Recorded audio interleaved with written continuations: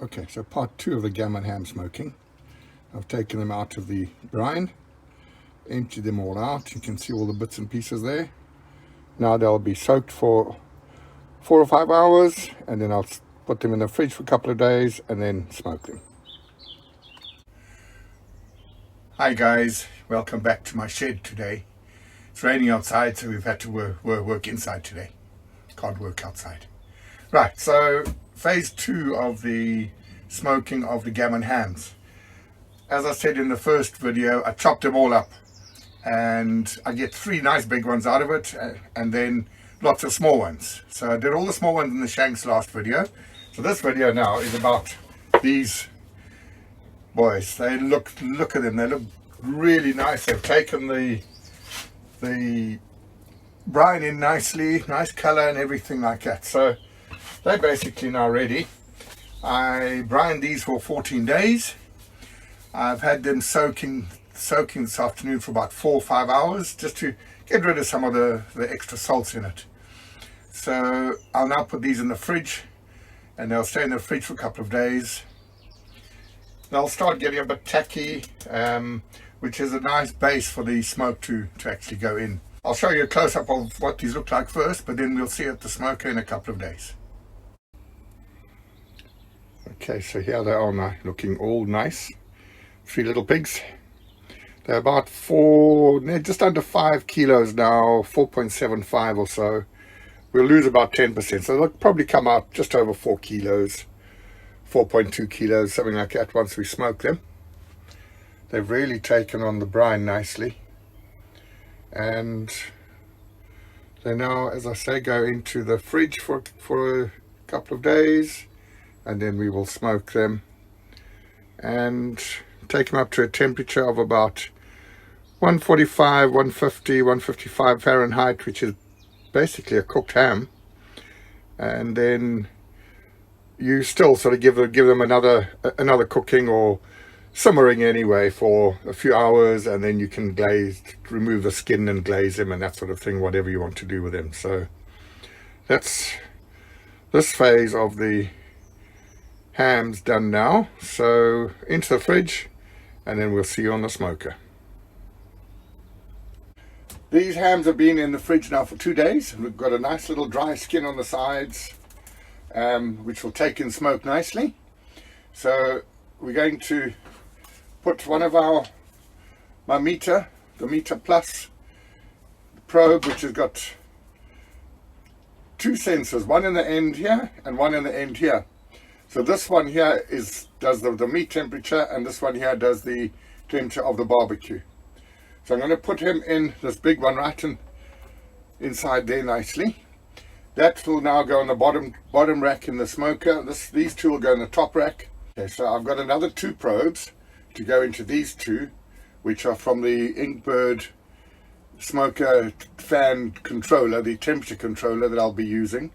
So the Inkbird will look after these 2 in the top, and the meter will look after the one in the bottom. So we'll be able to tell whatever temperatures they are at. They all work on Wi-Fi, so wherever I am today in the house or in the shed doing something, whatever, I can monitor the temperatures.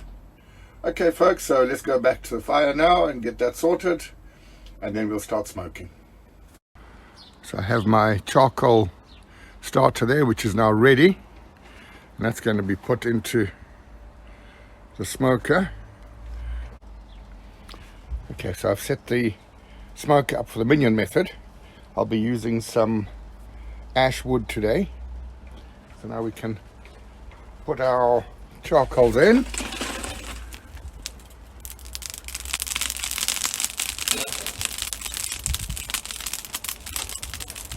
Leave it for a little bit, give it a bit of a shake, take our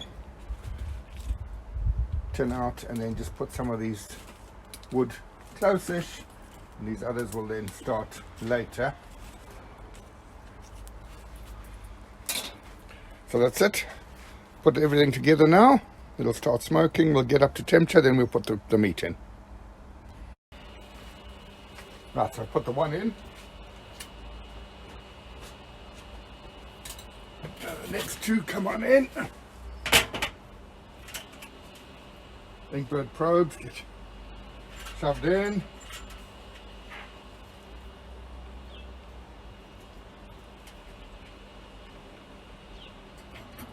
Barbecue temperature probe.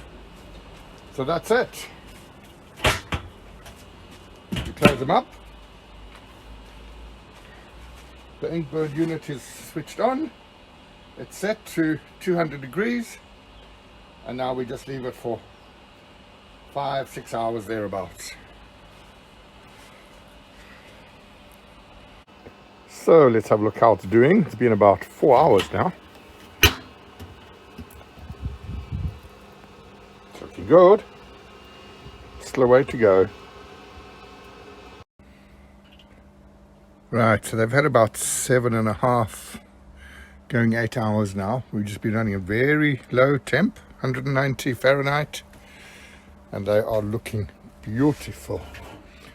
They're now 145 internal, so I'm taking them as done. So we'll take them out now and then let them rest for a few hours out of the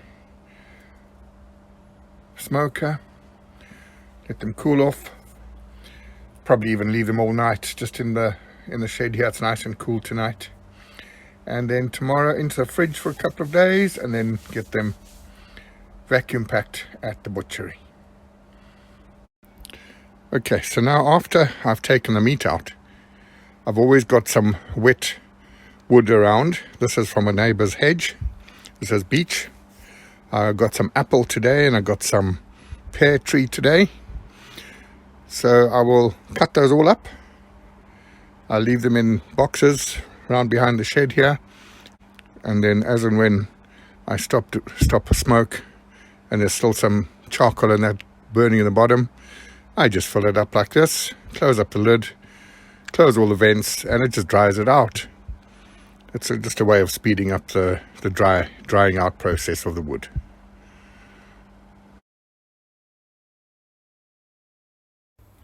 So there you have it, folks. They were cured, then they were smoked, and now they'll cool off and then put into freezer bags, vacuum sealed at the butchery, and then frozen, ready for giving to customers when they order them.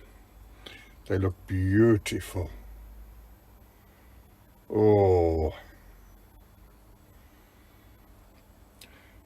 Okay, so folks, thanks very much for watching.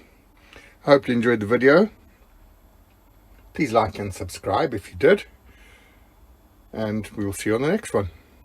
Until then, smoke on.